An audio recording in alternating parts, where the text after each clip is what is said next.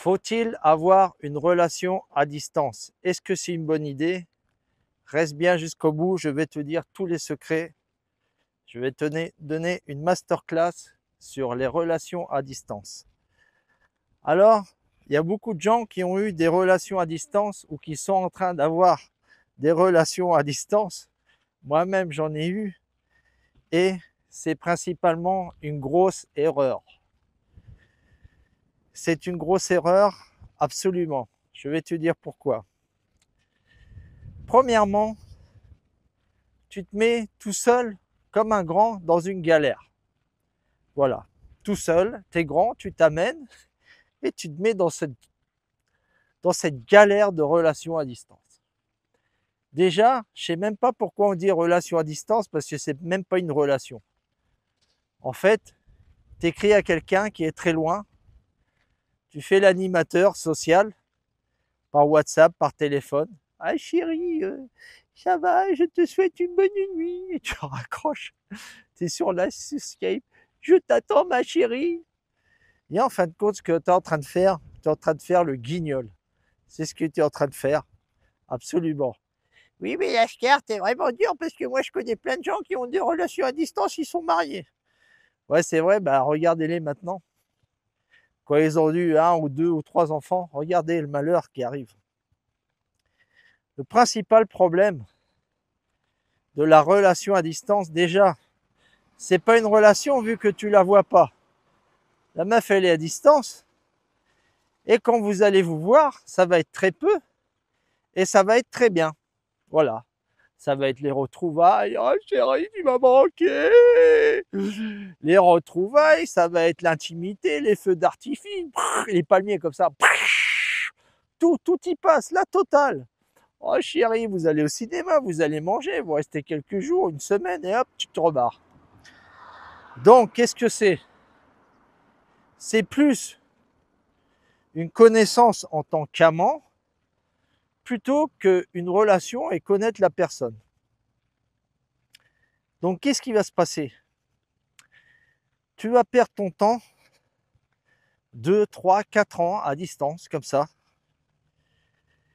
pour une femme que tu ne connais pas, car si tu additionnes tous les moments où vous vous êtes vus, ça se trouve une semaine plus une semaine plus une semaine, en total, ça va vous faire 3 mois, 4 mois de relation, pas plus. Exactement. Donc, tu vas sacrifier ta vie pendant 2, 3 ans pour une meuf que tu ne connais pas vraiment. Parce que connaître une meuf dans les meilleurs moments d'intimité, de retrouvailles, d'aller au cinéma, tu prends n'importe quel clochard que tu sors des caniveaux, ça va bien se passer. Regarde là-bas, il y a une clocharde, elle vient de se cacher là. Tu vas aller au cinéma, viens, on se voit ce soir. C'est moi qui t'invite, ça va bien se passer, je te jure. Donc, c'est pas vraiment une vraie relation, tu ne connais pas la personne. On connaît les personnes en les côtoyant. Ok? Alors, tu vas la connaître tous les jours, tu vas faire du vélo, tu vas lui parler de Vandame, il va y avoir le vaccin qui vient, elle se vaccine pas. Et tu vas connaître la personne dans plusieurs situations. Elle va être stressée, si elle a un gamin, les mères célibataires, c'est pas cool, mais si elle a un gamin, elle va devenir de mauvaise humeur un jour et tout. Alors que dans l'autre cas, bien sûr, vous programmez une visite dans 3 mois, ça va être super, forcément. Donc, tu ne connais pas cette femme, et après cette attente de 2, 3, 4 ans, qu'est-ce que vous allez faire? Bien sûr, directement, vous allez plonger dans la bouche du loup. Vous allez aller dans le patelin de la femme, parce que la plupart du temps, c'est le mec qui est un kiki et un sims. Il va aller là où habite la femme, il va tout abandonner, son boulot, il va connaître un boulot là-bas, bon, il va se démerder, il va partir. Il va se retrouver avec une femme qu'il ne connaît pas. Il va commencer à vivre directement avec cette femme et il va se rendre compte qu'il a commis une grosse erreur parce que finalement, il ne s'entend pas très bien avec cette femme. Finalement, c'est pas si super que ça. Finalement, Au jour à jour, la fille, elle est complètement à la ramasse. Finalement, tu te rends compte, il y a des trucs qui clochent. Et pendant qu'elle était avec toi, elle était avec 2-3 mecs en même temps. Et ouais, mon gars, parce que déjà, quand tu es avec la fille, quand tu es avec la fille, quand tu es avec la fille dans la même ville, il y a de gros risques pour qu'elle te fasse cocu. Déjà. Alors imagine à distance. Imagine à distance. Oui, mais Lashker, tu es aigri. Mais non, je suis pas aigri. Je suis réveillé, c'est pas pareil. Aigri et réveillé, c'est pas pareil. Et donc, tu t'es mis dans la bouche du loup, les choses vont s'accélérer, tu vas avoir un gamin avec cette femme, 2, 3 gamins, et tu vas te rendre compte que ça a été une grosse erreur, un putain de désastre, et tu t'es mis dans la bouche du loup. J'en connais beaucoup comme ça, et c'est catastrophique. Donc, c'est très risqué de vivre une relation à distance, très risqué. Tu vas souffrir beaucoup parce que tu n'es pas avec cette personne. Tu vas être toujours à l'appeler, tu vas être toujours là, tu vas te préoccuper, tu vas être un peu jaloux. Et qu'est-ce qu'elle fait? Elle m'écrit pas. Aujourd'hui, elle est avec un mec. Tu vas souffrir pour rien. À la fin, la meuf, tu vas partir, tu vas quitter ta terre. Et en fait, tu sais même pas si cette femme, elle te correspond. Donc pourquoi te mettre dans cette galère? Regardez les gars. Il y a une mode maintenant, c'est que comme il y a une pénurie en France, en Occident en général, en Europe centrale surtout, eh ben, qu'est-ce qui se passe? Eh ben, les gens, ils ont recours à des agences, à des espèces de sites de rencontres, ou qui vont connaître des filles de l'Est. Il y en a qui vont connaître des filles de Thaïlande. Par exemple, vous connaissez le youtubeur Renaud de Thaïlande. Lui, il a un parcours de Sims absolument incroyable. Il avait raconté qu'il avait connu des filles de l'Est par Internet. Et après, bien sûr, ça s'est très mal passé. Et il y en a beaucoup de Français, d'Espagnols, qui cherchent des femmes par Internet à distance, ou des femmes qui sont en Colombie. Ils maintiennent une relation comme ça à distance. Et soit c'est pour se faire soutirer de l'argent, ou soit directement c'est pour des papiers, une question de papier. Tu vas ramener la fille de Colombie, de Cuba, et finalement ça va être catastrophique. Une fois qu'elle a les papiers, la fille elle se barre. J'en connais un, il avait ramené une fille, elle avait 20 ans de moins que lui. Le mec, il pleure encore. Regarde, il est dans les buissons, là. Tu l'entends pleurer. Elle m'a quitté la cubaine, elle est méchante.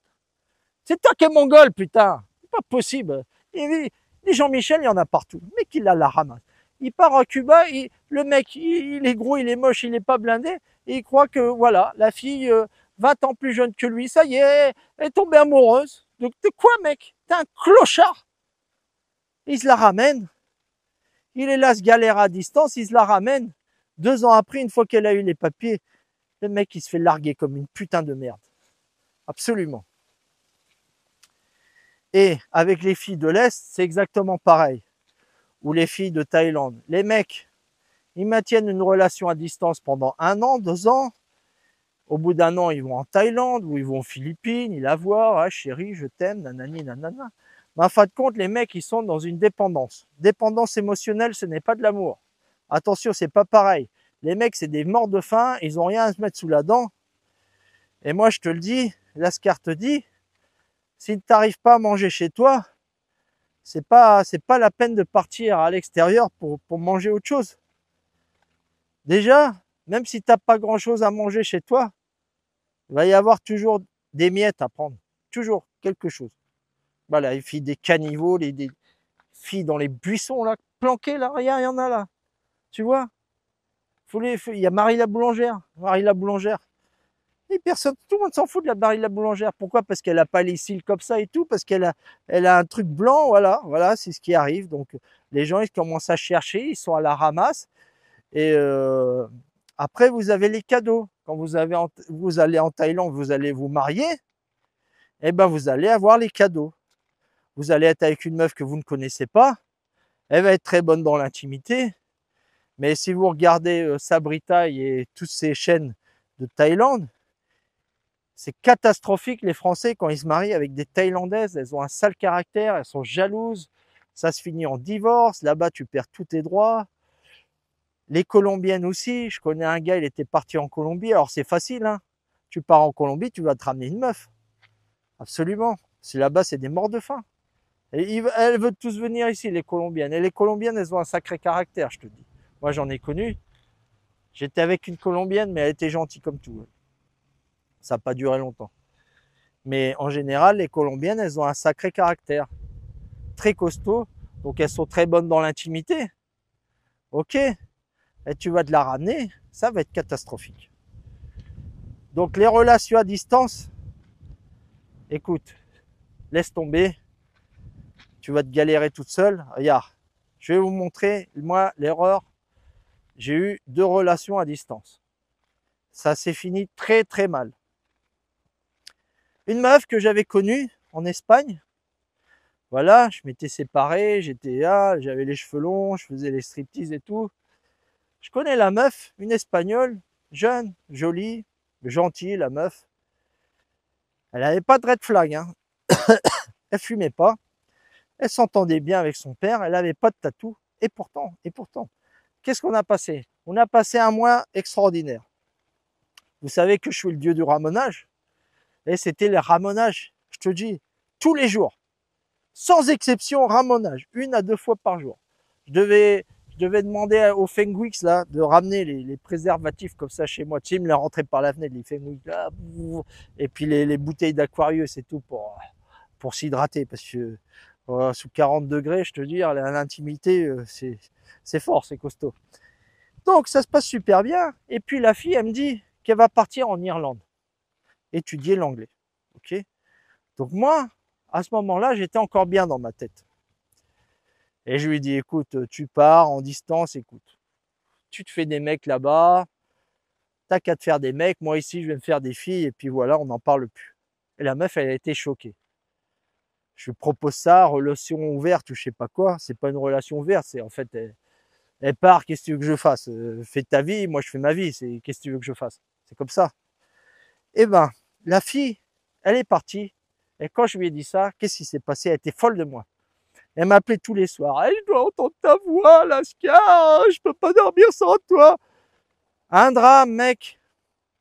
J'ai été en Irlande 2 fois. Ça m'a permis de connaître Dublin et l'Irlande, ok. On s'est vu dans un terrain neutre à Paris. Quand elle est montée dans le bus, elle pleurait. Tous les gens, ils m'ont regardé. Ils me disaient, mais qu'est-ce que tu lui as fait? Tu vois pas que la fille, elle t'aime à la folie et tout. Elle pleurait en larmes sur le bus, comme ça, bam, bam, en larmes. Vous savez ce qui s'est passé? Eh ben, après, j'ai commencé à sentir une petite distance de sa part. Elle m'appelait moins fréquemment. Je savais pas ce qui se passait. Et puis, j'avais un doute. J'ai dit, celle-là, elle est en train de me tromper. Parce que j'avais passé le cap. J'étais devenu un simp. Et ouais, je m'étais accroché à cette fille. Et c'est moi qui demandais après l'attention. C'est moi qui l'appelais. C'est moi qui lui envoyais les messages. C'était quoi la réponse? Zéro. Zéro. Et du coup, la meuf, elle me répondait pas. Elle me dit, non, mais moi, je suis comme ça. Moi, je suis très libre. Moi, je suis indépendante. Moi, je suis ceci. Moi, je suis cela. Et elle me faisait croire que moi, j'étais fou. Ok. Elle me dit, t'inquiète pas, chérie. Je vais venir en Espagne. Et c'est fini. Je quitte l'Irlande. Je vais venir à Noël. On va se voir. La meuf, elle vient à Noël. On est ensemble. Premier soir, elle couche pas avec moi. Après, le jour d'après, elle couche avec moi. Mais je sentais qu'il y avait un truc qui n'allait pas. Et un coup, pendant qu'on est en train de dormir, il y a quelqu'un qui l'appelle à 2 heures du mat. J'entends la voix d'un mec. Elle est comme ça, avec le mec. Et elle ose me dire, qu'est-ce que tu crois? Que c'est un mec qui m'appelle? Que je suis en train de te tromper? Elle ose me dire ça. Ok. Je lui dis, écoute, il y a quelque chose qui ne va pas là. Et puis elle me dit, ouais, comprends-moi, je suis indépendante, je suis un loup solitaire, vaut mieux qu'on en arrête là. Et la meuf, elle m'avait pourtant ramené des cadeaux. Je t'aime. Elle avait ramené des cadeaux pour mon fils. Tu vois, des peluches pour mon fils, des je t'aime et tout. Et la meuf, elle me largue. Ok.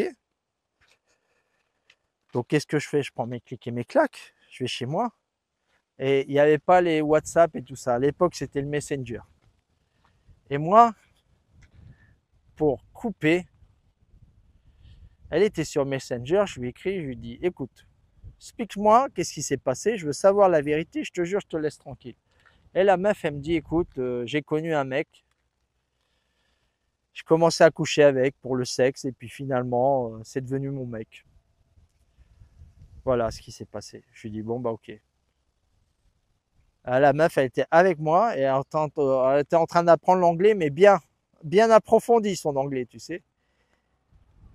Et puis voilà, elle m'avait fait cocu. Mais moi, comme moi, il y en a plein. Il y en a plein qui leur arrivent pareil, avec ces histoires à distance. On n'est plus à l'époque de la Seconde Guerre mondiale, là. Même à l'époque de la Seconde Guerre mondiale, quand les soldats ils partaient, la femme, elle savait pas si le mari revenait, et le mec qui revenait, et la meuf, elle avait 3 gamins avec un autre.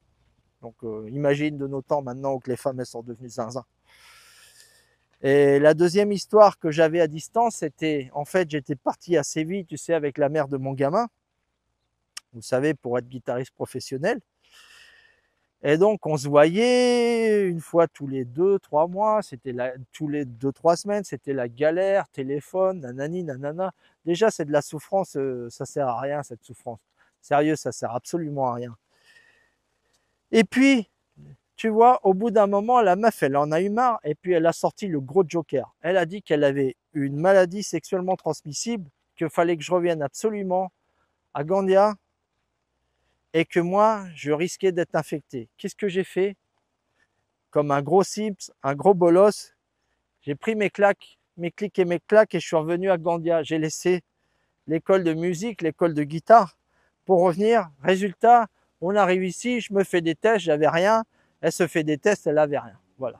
Donc la meuf, elle va utiliser des manipulations aussi pour accélérer le fait que tu reviennes avec elle ou que tu ailles vivre avec elle.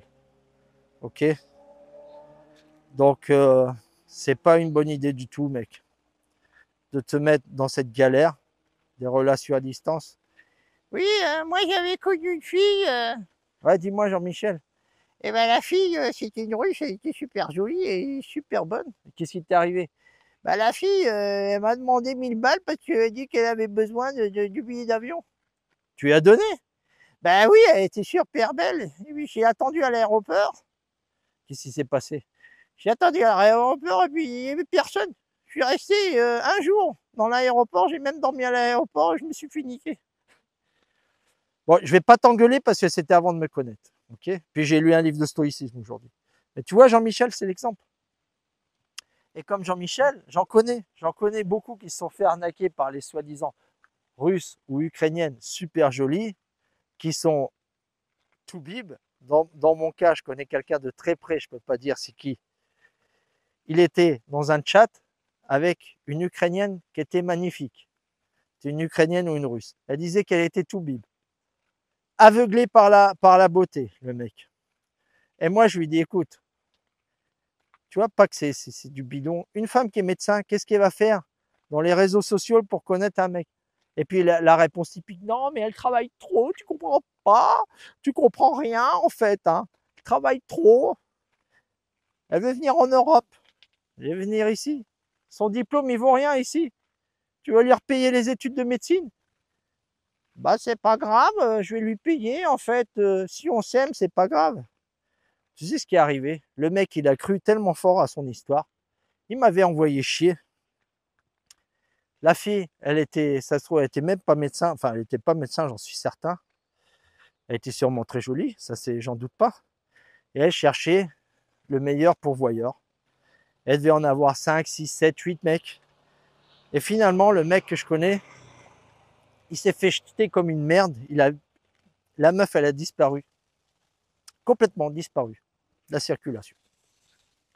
Disparu. Et voilà, le mec, il a été quasiment 1 an dans les réseaux sociaux à distance, en croyant qu'il avait trouvé la femme de sa vie, une Ukrainienne magnifique, médecin, et il s'est fait avoir comme un bleu. Donc voilà, mec. Tout est résumé. Je t'ai tout dit. Je connais des gens qui se sont mariés avec des relations à distance. J'en connais. Il y a un très peu de pourcentage que ça réussisse. Et il y en a quelques-uns. J'avais connu un Italien avec une Vénézuélienne qui était magnifique. Ils avaient eu un enfant. Ils m'avaient raconté leur histoire. C'était digne d'un film. Mais des cas comme ça, il y en a très peu. Mon meilleur ami, il s'est marié, il était à distance. Sa femme, elle vivait en Espagne, lui vivait en France. Ils se sont rencontrés. Nanani, nanana. Mais à l'heure actuelle, ça se passe très mal. Ils sont en instance de divorce. Donc, mon gars, ne te complique pas les choses. Tu sais, le game, je te l'ai dit, le game, il n'y en a plus de game. C'est toi qui dois faire tes règles du game. Et c'est quoi les règles du game? Cette vie, elle est tellement dure. Elle est tellement injuste. C'est à toi de te faire les règles du game. Et les règles du game, c'est faire tout pour souffrir le moins possible. Ok? Pour pas qu'on te fasse mal et pour pas qu'on te fasse mal dans ton cœur. Voilà. C'est résumé simplement, efficacement. Évite la douleur. Tu mets toi tes règles du game et t'embarque pas dans des galères parce que le temps, c'est la seule chose qu'on ne peut jamais récupérer dans la vie. Tu peux essayer d'acheter la santé, les meilleurs médecins. Tu peux acheter même l'amour, même si c'est un faux amour. Mais le temps ne se récupère jamais. Donc on reste tous connectés. N'oublie pas, l'Ascar Révélation, il est là pour vous aider et c'est dans l'inconfort qu'on devient fort.